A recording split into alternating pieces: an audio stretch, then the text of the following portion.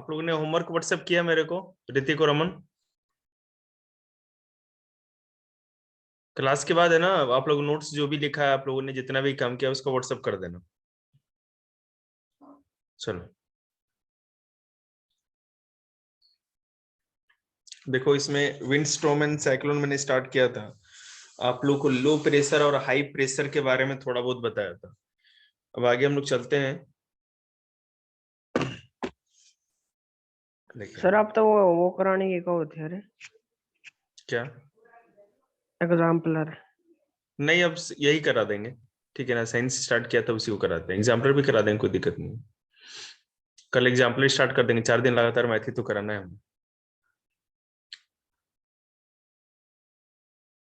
देखिए, air exert pressure, जो हवाएं होती हैं वो प्रेशर बनाती हैं, प्रेशर क्रिएट करती हैं।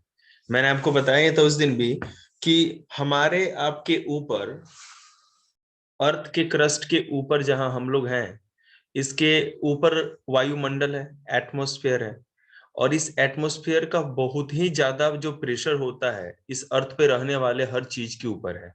अर्थ के मिट्टी पे, पत्थर पे, माउंटेन पे, इंसानों के ऊपर, समुद्र के पानी के ऊपर, हर चीज के ऊपर हवाओं का एक प्रेशर होता है। ओके, इसी को the continuous physical force exerted on an object by something in contact with it is called pressure. Pressure होता क्या है? कोई भी चीज किसी के कांटेक्ट में आता है तो उसके ऊपर जो दबाव बना रहता है उसी को हम लोग क्या कहते हैं? प्रेशर कहते हैं। जो फोर्स लगा होता है या बल, उसी को प्रेशर कहेंगे। जैसे मैं बता रहा हूं, अगर मैं कहूं कि कोई बच्चा बैठा है, उसके दोनों कंधे पे हाथ रख के आप दबाए रखो कि उठ नहीं पाए, तो आपने फोर्स लगाया ना। ये आपके द्वारा जो उसके कंधे पे फोर्स लगाया गया वही एक प्रेशर है। आपने जो प्रेशर दिया उसी के चलते नहीं उठ सकता। वही बात हवाओं के साथ भी है। अब देखो इसको कैसे हम समझा सकते हैं। Air enclose in a container like a balloon और बाइसाइकिल ट्यूब एक्सर्ट प्रेशर। आपने देखा होगा, जैसे ही हम बलून के अंदर या साइकिल की ट्यूब के अंदर हवा भरते हैं तो वो फूलने लगता है। वो हवाओं के प्रेशर के कारण ही तो उसका जो रबड़ होता है वो फूल जाता है। इससे हम बता सकते हैं कि एयर में प्रेशर होता है। दूसरा, air in the atmosphere around us exert pressure. हमारे चारों तरफ एटमॉस्फेयर में इसी तरह जो हवाएं होती हैं हम पर प्रेशर बनाती हैं। Moving air called wind exert pressure. जो बहती हुई हवा है जिसको हम विंड कहते हैं वो भी प्रेशर क्रिएट करती है हमारे ऊपर। We will now describe the pressure exerted by air under different condition in detail. अब देखिए आगे हम करते हैं। सबसे पहली बात कि जो एयर है वो मिक्सचर ऑफ गैसेस है, ठीक है ना। हवाओं का, गैसेस का मिक्सचर है। जैसे आपको पता है हमारे आसपास हम और आप जो सांस ले रहे हैं, जो हवा है वो क्या है? उसमें ऑक्सीजन भी है, नाइट्रोजन भी है, कार्बन डाइऑक्साइड भी है। 3 गैसें तो मेन है जो 97% से भी अबव है, ठीक है। 99% आप कह सकते हैं, ओके। और जो 1% के अप्रॉक्स है उसमें argon, krypton, xenon, ozone, hydrogen, helium, ये सारी गैसेज आती हैं। So air is made up of tiny particles called molecules. तो ये हवा छोटे छोटे पार्टिकल्स से बनी होती है जिसको मॉलिक्यूल या इंग्लिश में मॉलिक्यूल कहते हैं, हिंदी में हम उसको अणु कहते हैं, ठीक है।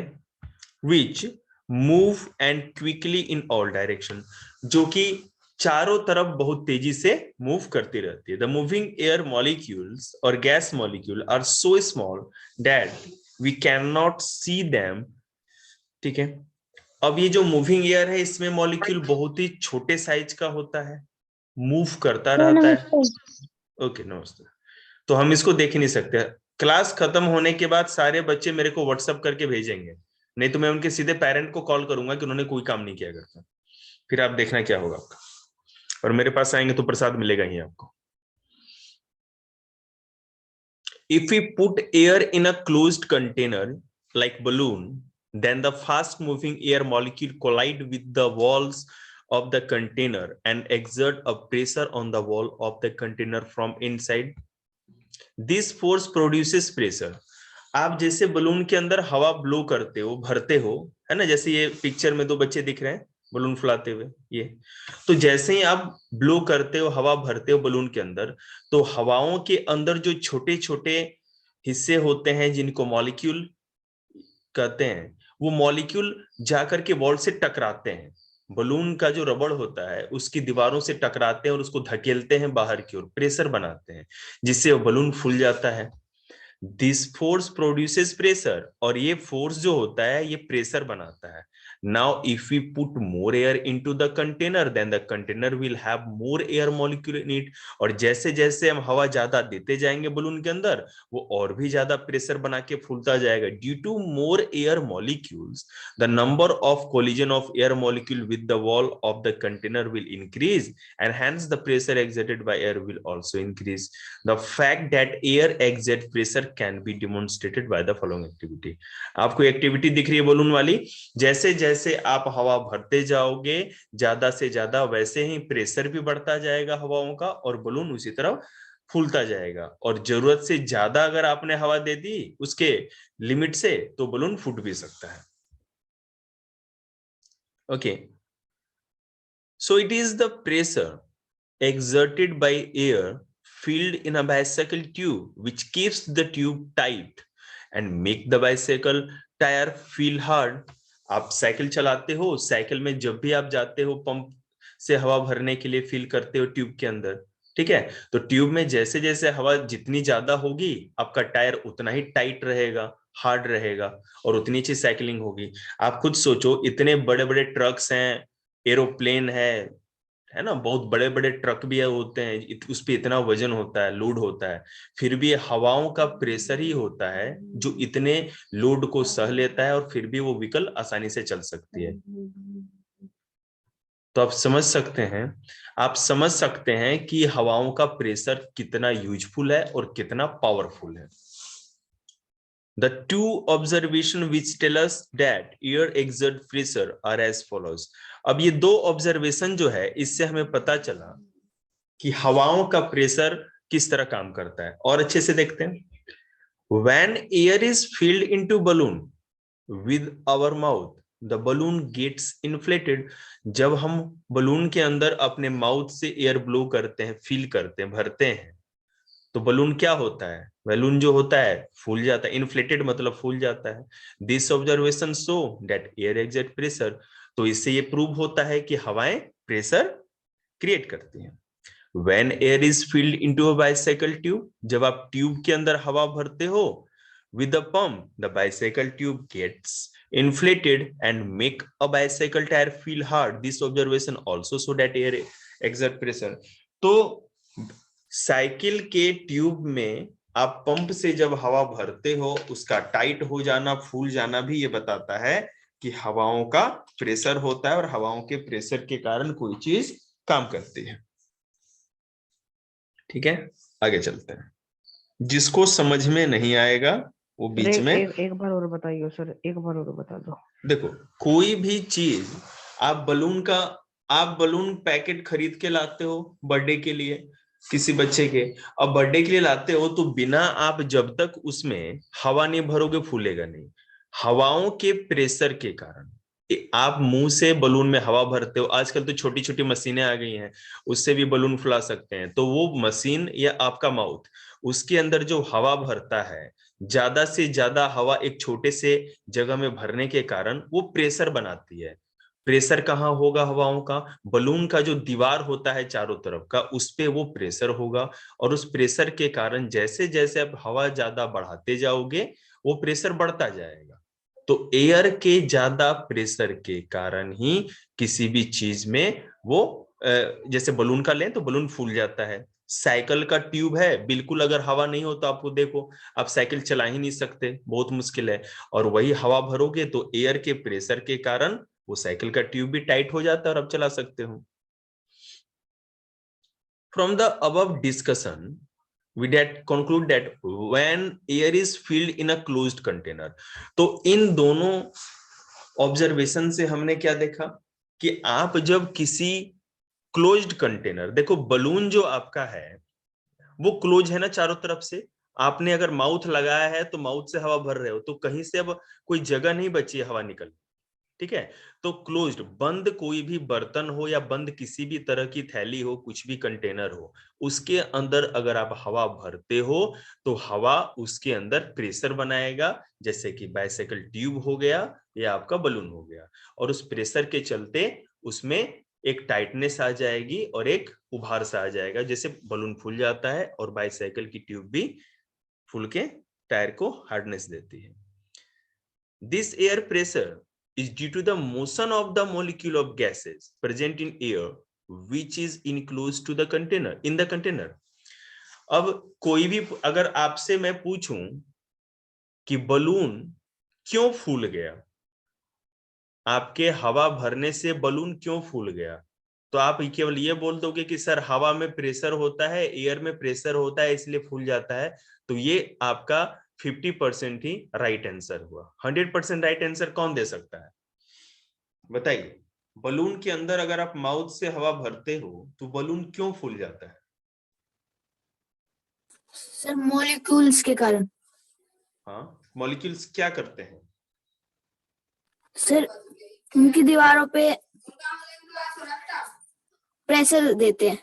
बिल्कुल, आप ये नहीं कह सकते कि एयर के प्रेशर के कारण। जैसे देखो मैं हाईलाइट करके आपको दिखाता हूं जो मैं कहना चाह रहा हूं।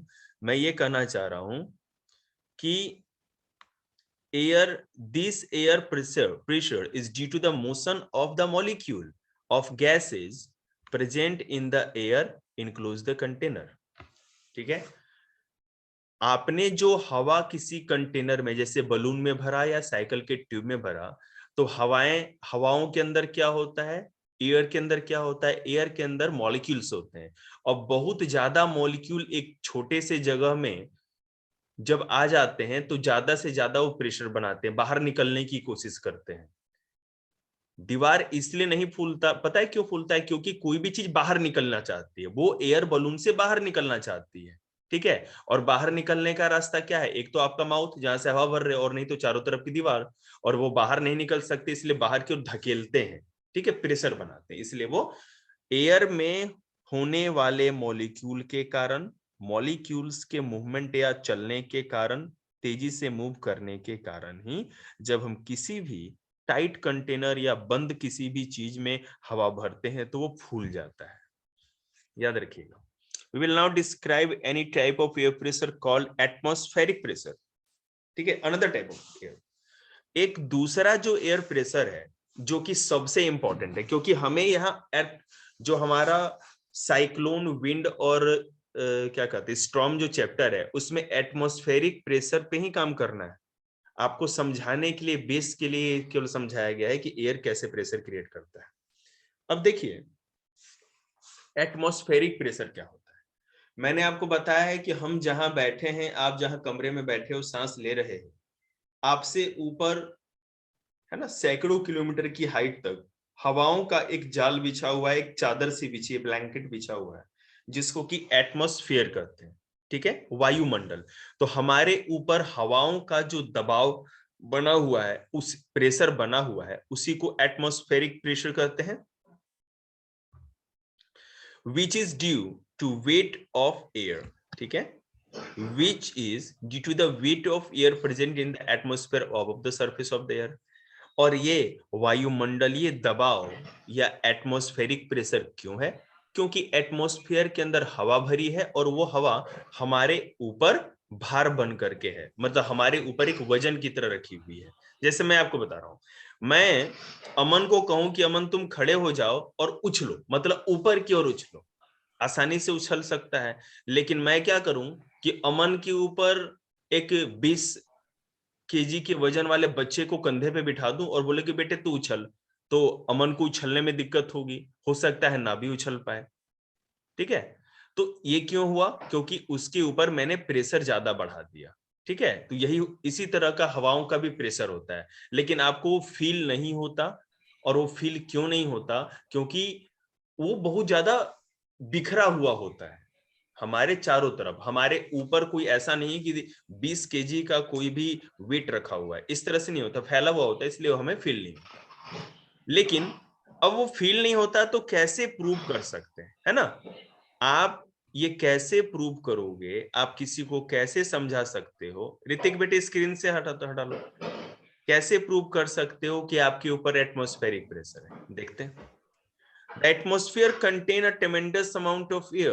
Air has weight, so the atmosphere containing of tremendous amount of air has enormous weight. The weight of atmosphere above us exert a pressure on the surface of Earth and all the object on the Earth. The pressure is known as atmospheric pressure. ठीक है, हमारे ऊपर जो वायुमंडल है, atmosphere है, उसमें बहुत सारी हवाएं भरी हुई है और उन भरी हुई हवाओं का वेट हम पर अर्थ के क्रस्ट पे किसी भी चीज के ऊपर होता है, उसी को एटमॉस्फेरिक प्रेशर कहते हैं। Atmospheric pressure is the air pressure which is exerted by the weight of air present in the atmosphere above us. वायुमंडल में या एटमॉस्फेयर के अंदर जो हवाएं हैं, उन हवाओं का जो हम पर दबाव बना रहता है ऊपर से नीचे की ओर, या प्रेशर बना रहता है, उसी को एटमॉस्फेरिक प्रेशर कहते हैं। The magnitude of atmospheric pressure is very large. जो ये एटमॉस्फेरिक प्रेशर है, वायुमंडलीय दबाव है, हवाओं का जो हमारे ऊपर प्रेशर है, वो बहुत ही ज्यादा होता है। As we go to higher altitude, the atmospheric pressure goes on decreasing because the weight of air above us goes on decreasing. Atmospheric pressure act in all direction, downward, sideward, even upward.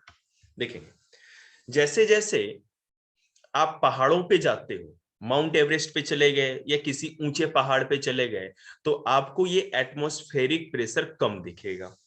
एक बात। दूसरी बात, अगर आप aeroplane में जा रहे हैं, बहुत बच्चों ने सफर भी किया होगा, मास्टर गरीब है, मास्टर ने नहीं किया है, ठीक है, तो आपको कोई भी इंक वाला पेन ले जाना अलाउ नहीं होता, क्योंकि इंक वाला पेन आप ले जाओगे तो उसके अंदर से इंक बाहर आ जाए, ठीक है। इससे ये प्रूव होता है कि एटमॉस्फेयर में का प्रेशर होता है और नीचे ज्यादा होता है हमारे सरफेस पे, अर्थ के सरफेस पे, और जैसे जैसे आप ऊपर जाओगे तो ये एटमॉस्फेरिक प्रेशर कम होता जाता है। इसके पीछे भी साइंस है।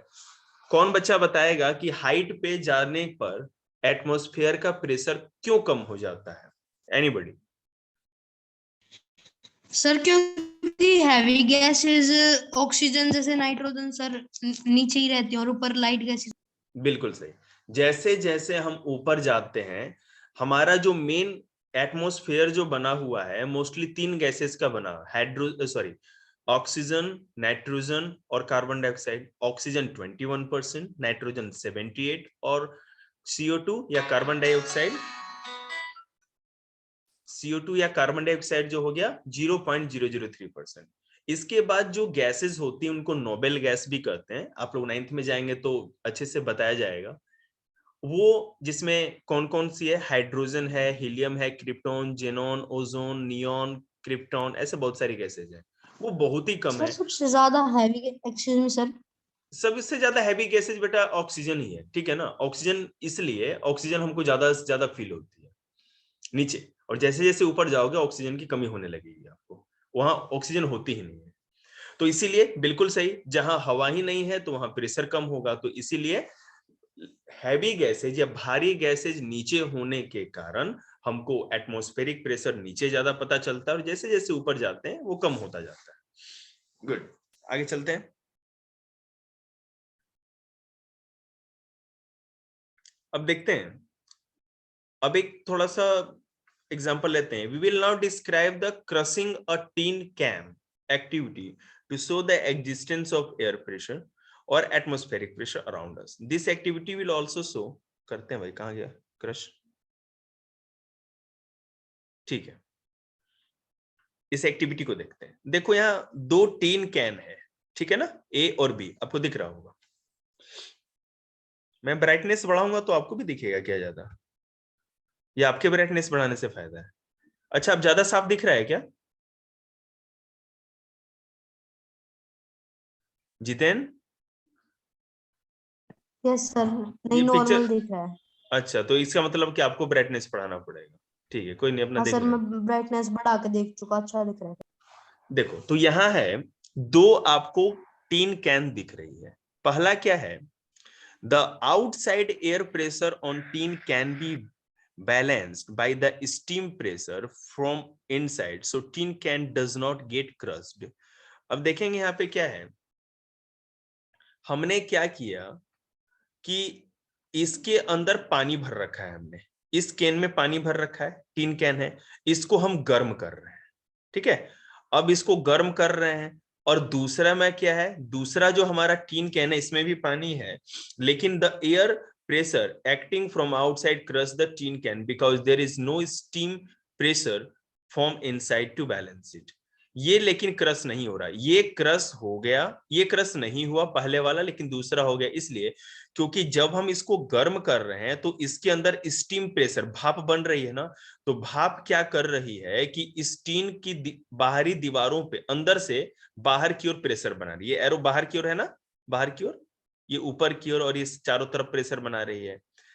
और हवा क्या करेगी, हवा बाहर से अंदर की ओर प्रेशर बना रही है, तो दोनों का बैलेंस हो जाएगा। लेकिन यहाँ पर क्या हुआ, यहाँ पर किसी भी तरह से हमने जब आग नीचे नहीं जलाई है, इसको गर्म नहीं कर रहे हैं, तो अंदर कोई प्रेशर ही नहीं है, इसलिए बाहर से ये हम दबाते ही ये आसानी से क्रश हो जाएगा।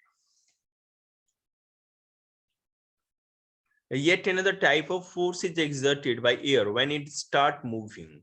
Moving air is called wind. ठीक है, हवा जो बहती हो, चल रही हो, ठीक है, मूविंग विंड, मूविंग जो एयर होगी हम उसको विंड कहते हैं। Moving air exert a force और pressure on the object on which it strike. अब हवा बह रही है, किसी भी चीज से टकराएगी तो उस पे तो फोर्स करेगी है ना, स्ट्राइक करेगी या चोट लगाएगी। तो अब तेज हवा बह रही हो और किसी आपका जैसे शेड हो, टीन का कोई भी छत हो, कोई भी चीज या कोई भी चीज आप भी हो, तो आप पर प्रेशर तो आपको खुद भी फील होता होगा, आंधी तूफान में चाहे किसी भी तरह से। An object which is moving is said to possess kinetic energy. और ऐसा होता क्यों, कोई भी object, an object which is moving, कोई ऑब्जेक्ट जो मूव कर रहा है वो अपने अंदर काइनेटिक एनर्जी रखता है। अब ये काइनेटिक एनर्जी क्या होती है, द फोर्स और pressure exerted by the moving air और wind is due to the kinetic energy possessed by it. Some of the observation from our daily life which tell us about moving air exert pressure are as follows. अब देखो बेटा, kinetic energy इसमें describe नहीं किया, मैं लेके आपको समझा देता हूं। हर चीज के अंदर एनर्जी होती है, ठीक है, वो होती है पोटेंशियल एनर्जी, मतलब उसके अंदर क्षमता है, लेकिन जैसे वो मूव होने लगेगी तो वो एनर्जी बाहर निकल के आती है, और ये बाहर निकल के आने वाली एनर्जी काइनेटिक एनर्जी। खैर उसके ऊपर ज्यादा बात नहीं करेंगे हम लोग अपने टॉपिक से भटक जाएंगे। हम ये बता रहे हैं कि हमारे डेली लाइफ में जो भी हम एक्सपीरियंस करते हैं, उन एक्सपीरियंसेस में एयर प्रेशर या एटमॉस्फेरिक प्रेशर कैसे हमें दिखता है। बिल्कुल सिंपल है, living of trees, leaves of trees, sorry living of tree कर रहा हूं, क्या बोल रहा हूं मैं, जो पेड़ के पत्ते होते हैं वो मूव करते हैं, जो फ्लैग हो गया, बैनर हो गया, वो भी फड़फड़ाता है हवा बहने से, है ना। दे रिमेन स्टैंड स्टिल, अगर हवा ना बह रही हो तो वो बिल्कुल स्थिर रहेगा, हवा ना बह रही हो, पेड़ के पत्ते हिलेंगे नहीं, आपको पता नहीं चलेगा, लेकिन जैसे ही झंडा लहराने लगे, पेड़ के पत्ते हिलने लगे, मूव करने लगे, तो आपको पता चल जाएगा कि हवा बह रही है, wind is blowing. But when the air blows, then the leaves of trees, flags, and banners are fluttering, moving with irregular motion. It is due to the pressure exerted by moving air to the on the leaves that the leaves of trees, flags, and banners flutters when the wind is blowing.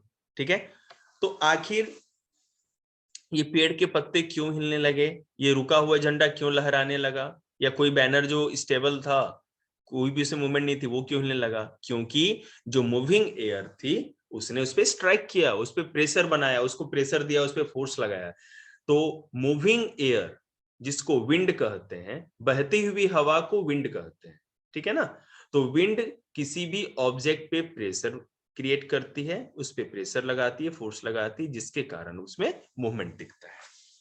अब देखो, holes are usually made in hanging banners and hoarding so that high speed wind may pass through them easily without damaging them or bringing them down with is used force of pressure. देखिए मैं आपको बता रहा हूँ, आपने देखा होगा यहाँ पर तो सारे बच्चे साइकिलिस्ट हैं, हमसे तो छोटे ही होंगे साइकिलिस्ट। जब भी आपको साइकिल बहुत तेज चलानी हो तो देखिए बच्ची जो साइकिल चला रही है, इसने एक है ना डायमेंशन बना लिया, झुक गई आगे की ओर। आगे की ओर झुकने से क्या होता है, आगे से सामने से आने वाली हवा आप पर कम प्रेशर लगाएगी, आपको मूवमेंट को रोक नहीं पाएगी और आप तेजी से आगे बढ़ोगे। ठीक है, उसी तरह समुद्र के किनारे क्या होता है, जो ऊपर वाले जैसे जो नारियल के पेड़ होते हैं, ठीक है, तो उस पर भी प्रेशर पड़ता है तो उखड़ सकती है, क्योंकि उसमें ज्यादा सरफेस एरिया बढ़ जाता है। कहने का मतलब ये है कि अगर हवाओं के प्रेशर से आपको कोई नुकसान हो रहा है, आपका बैनर उखड़ जाता है या मान लीजिए कोई बिल्डिंग के गिरने का खतरा होता है, तो एयर के सर्कुलेशन का ध्यान रखना होगा कि हवाएं आए और एक तरफ से इंटर करने के बाद दूसरी तरफ से उसको निकलने का रास्ता हो, तो कोई दिक्कत नहीं है। मैं आपको एक और एग्जांपल देता हूँ। टीन का शेड देखा होगा आपने, जो टीन का जो छत होता है शेड, उसमें क्या होता है कि अगर हवाओं के आर पार निकलने की जगह है ना तो कोई प्रॉब्लम नहीं तो अगर वो बिल्कुल बंद हो और एक तरफ से घुसने का रास्ता हो तो टीन के सेट सबसे पहले तूफान में उखड़ जाते हैं, है ना, इसलिए ऐसा होता है। आवाज कट कट के आ रही है थोड़ी थोड़ी। अच्छा, आवाज साफ नहीं आ रही आप लोगों को क्या? सर हो थोड़ी जाएगा कट बेटा, कट थोड़ा का है। नेटवर्क सर इशू बहुत रहता कट है। कट के आ रही है। कट कट के आ रही है आवाज? Yes sir. ओके, तो फिर मैं लिंक भेजता हूँ। लिंक तो खैर नहीं भेज सकता दोबारा, फिर है ना नेटवर्क इशू हो जाएगा। आ जाएगी आवाज, थोड़ा नेटवर्क इशू रहता है।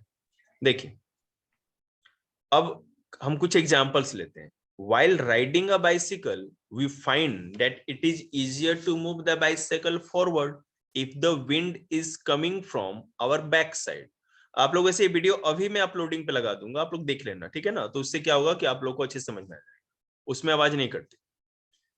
अगर आप साइकिल चला रहे हो, आगे की ओर झुक जाते हो तो साइकिल राइड करना आसान हो जाता है क्योंकि एयर का प्रेशर कम लगता है। दूसरा point, while rowing a boat in the lake, we found it easier to row the boat forward if the wind is coming from behind us. अगर आप कोई नाव किसी भी झील में या लेक में चला रहे हो तब ज्यादा आसान होता है कि हवा आपके पीछे से आ रही हो, ठीक है। अगर सामने से हवा आ रही हो तो बोट चलाना मुश्किल हो जाएगा, ये भी एयर के प्रेशर का ही काम है। When we are flying a kite, then the wind coming from our back side help. अगर आप काइट उड़ा रहे हो और आपके पीछे से हवा आ रही हो तभी आगे की ओर काइट उड़ेगा, तभी उससे फायदा है ना। So if the wind blows, ठीक है, सो if the wind blows in the same direction in which the object is moving, it make the movement of object easier. On the other hand, if the wind blows in opposite direction, ठीक है, to the movement of the object is make to the movement of the object difficult. तो जिस तरफ से हवा आ रही है, मान लो कि आपके पीठ की तरफ से हवा आ रही है तो आगे की ओर मूवमेंट आसान हो जाएगा, और अगर आपके सामने से हवा आ रही है तो आपका आगे जाना मुश्किल हो जाएगा। यही कॉन्सेप्ट है। So air expand on heating and contract on cooling. जब भी आप हवा को गर्म करते, ठीक है, हवा कैसे गर्म हो सकती है, या तो पानी के अंदर भी एयर होता है, आप या किसी चीज को गर्म करते हो जहां टेम्परेचर ज्यादा होता है तब भी हवा गर्म हो सकती है। गर्मियों के मौसम में क्या होता है, सूरज की गर्मी पड़ने के कारण क्या होगा कि जो ग्राउंड की एयर होती है सरफेस वाली वो गर्म होकर के एक्सपेंड होती है, फैलती है। जब भी हवा गर्म होगी तो फैलेगी, उसका वॉल्यूम बढ़ जाएगा, आकार बढ़ जाएगा तो ऊपर उठेगा, और जब भी हवा ठंडी होगी तो वो सिकुड़ जाएगी, है ना, कॉन्ट्रैक्ट हो जाएगा। सर खर की आवाज आ रही है। मेरे से नहीं आई बेटा, उधर से किसी ने खरखरा दिया। ना सरोवर की बड़क कमाई कौन ना था। सर आपकी बहुत कर कर आवाज आ रही है सच में। अच्छा भाई, so what can I do. मौसम के चलते क्या कहें भाई, मौसम का तो इशू है ही ना। कोई नहीं, थोड़ी देर की क्लास ले लीजिए, उसके बाद कल का कल देखेंगे। When air expand on heating, ठीक है, जब भी हवा को आप गर्म करते हो तो वो फैलती है। कैसे, देखते हैं। When air is heated, its volume increases। जब भी हवा को गर्म करेंगे ना तो उसका साइज बढ़ जाता है, आकार बढ़ जाता है। इसलिए जब साइज और आकार बढ़ जाएगा तो जिस भी चीज के अंदर हवा होगी वो फैल जाएगी। अगर किसी बलून के अंदर होगी हवा तो वो फैल जाएगी।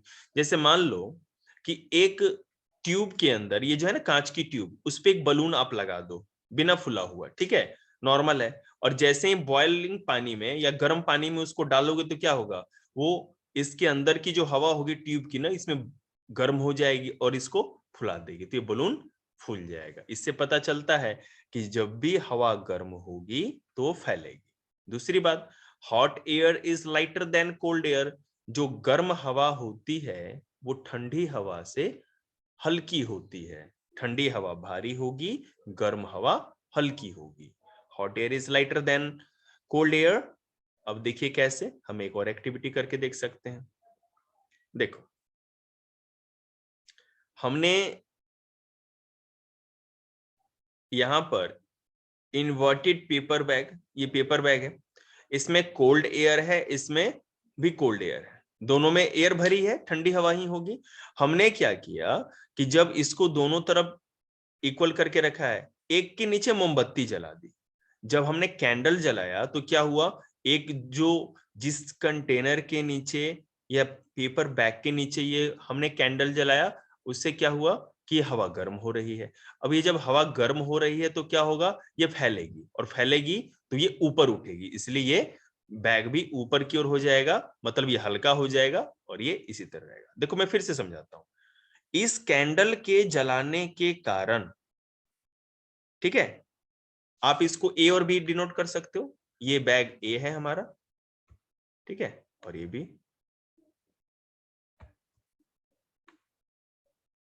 ए और ये भी, ठीक है। अब देखो, ये ए जो था, जब हमने इसको गर्म किया तो तराजू में कोई चीज ऊपर कब जाती है ऋतिक? तराजू हो आपका तो कोई चीज ऊपर कब जाएगी? सर जब उसमें गर्म एयर हो। नहीं, जब वो हल्की होती है। तराजू में दोनों पढ़ रहे हो और कोई चीज तभी ऊपर होगी ना जब हल्की होगी। जैसे मान लो यहाँ पर बट्टा रखा हुआ है वेट, और यहाँ पे 10 किलो, यहाँ 1 किलो का बट्टा है और यहाँ 2 किलो आलू हो गया। 2 किलो आलू भारी होगा तो तराजू नीचे आ जाएगा। फिर क्या करेगा, इसमें से कुछ पटेटो वो निकालता जाएगा जो दुकानदार होता है, ताकि वो बराबर हो जाए, ठीक है। उसी तरह अब यहाँ पर आप देखिए, इसमें यहाँ पर दोनों तरफ बराबर है। तो ये जब हमने कैंडल जलाया है तो इसके अंदर की हवा गर्म, इसको गर्मी दी हमने हवा को। हवा को जब गर्मी दी तो हवा हल्की हो गई, और हवा हल्की हो जाएगी तो ये ऊपर उठ जाएगा, हल्का चीज ऊपर उठता है, और ये जो है भारी चीज जहां था वो नीचे रह जाएगा। तो इस तरह से हम देख सकते हैं कि जब भी आप हवाओं को गर्म करोगे तो वो हल्की हो जाएगी, लाइटर हो जाएगी, और हल्की चीज हमेशा ऊपर उठती है। ओके, द फैक्ट देखेंगे sir 3 minutes left. no problem, 6 minutes left. The fact that hot air is lighter than cold air and rises up is utilized in launching hot air balloon. ठीक है, अब देखो, ये आपने हॉट एयर बलून तो देखा होगा ना कभी टीवी में देखा होगा।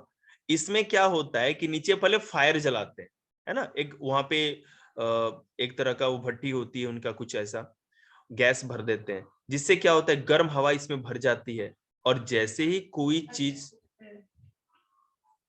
हेलो नमस्ते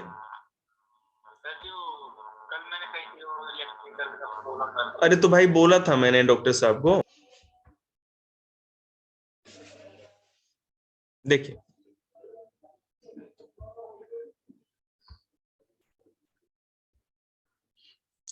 हॉट एयर बलून भी इसी कॉन्सेप्ट पे काम करता है। जैसे ही इसमें गर्म हवा भरी जाती है, नीचे हवा तो बलून में भरी ही रहती है, जैसे ही ये फर्नेस जलाया जाता है तो इसमें क्या होता है, हवा वो को गर्म करता रहता है, और जैसे हवा गर्म हो जाएगी तो हल्की होगी और फैलेगी, और उसी कॉन्सेप्ट पे बलून ऊपर उड़ता जाएगा, और जैसे ही इसकी हवा ठंडी होती जाएगी तो फिर बलून डाउन हो जाएगा। ठीक है, हॉट एयर बलून पे ये सर कॉन्सेप्ट। तो इतनी सी आवाज सर 60 to 70 kg आदमी को कैसे उठा सकती है सर? 60 to 70 kg कर रहे हो, यहाँ लाखों टन उठा सकती है। हवा थोड़ी नहीं होती ना, ये बलून भी तो देखो कितने बड़े साइज का है। ये बलून आपको छोटा सा दिख रहा होगा, हॉट एयर बलून बहुत बड़े साइज का होता है, आपके घर जितने बड़े साइज का होता है। ठीक है, उसके अंदर बहुत, हाँ अब तो जानते ही होंगे। इनमें गैस कैसे भरी जाती है जो हवा होती है? गैस तो पहले से ही भरी रहती है ना बेटे। अगर आपने कोई चीज को, बलून को टांग रखा है इसी तरह, तो उसके अंदर हवा तो भरी रहेगी, तभी तो फुल करके वो पूरा भरा हुआ रहेगा। अब इसको गर्म करने का मतलब ये होता है कि नीचे है ना एक वो गैस स्टोव सा होता है बहुत बड़ा, उसको ऑन करते ही क्या होता है ना, इसकी जो अंदर की हवा होती है गर्म होने लगती है, और जब गर्म होगी तो ऊपर बढ़ना चाहेगी। इसको बांध के रखते हैं, और जैसे ही इसके डोरियां जो होती नीचे से खोल देंगे तो फिर वो खुल जाएगा, और फिर जो आदमी जहां बैठा वहां जा सकता है। सर फिर ये नीचे कैसे आता है? नीचे इसका कॉन्सेप्ट है ना, जैसे ही आप वो बर्नर बंद करोगे ना तो हवा धीरे धीरे ठंडी होने लगेगी, और उसके अंदर ये भी होता है, जो भी इंजन होता है उसको नीचे लेके आ सकता है। इसमें इंजन तो खैर मोस्टली नहीं होता है बेटा, हम तो बैठे नहीं, हम तो साइकिल पे ही बैठे हैं, तो कैसे बता सर फर्नेस होता है फर्नेस तो हमको पता है, फर्नेस का सर, बर्नर, इसमें थोड़ा सा आग निकल। फर्नेस के बर्नर को जैसे ही बंद करेंगे, जब इसको गर्माहट कम देते जाएंगे तो क्या होगा, गर्माहट कम होगी तो बिल्कुल वो हवा सर भारी आराम होने से लगेगी, आता है। और हवा जैसे ही ठंडी होती जाएगी तो हैवी के कारण वो नीचे आती जाएगी। हाँ, इसमें बस ये होता है कि आप डायरेक्शन डिसाइड कर सकते हो कि किस डायरेक्शन में करना है, ये कहाँ होता है ना, लैंडिंग कहाँ करनी, इतना पॉसिबल होता है। ओके, कल इसको करते हैं बेटा, और ठीक है आज इतना ही रहने देते हैं इसको।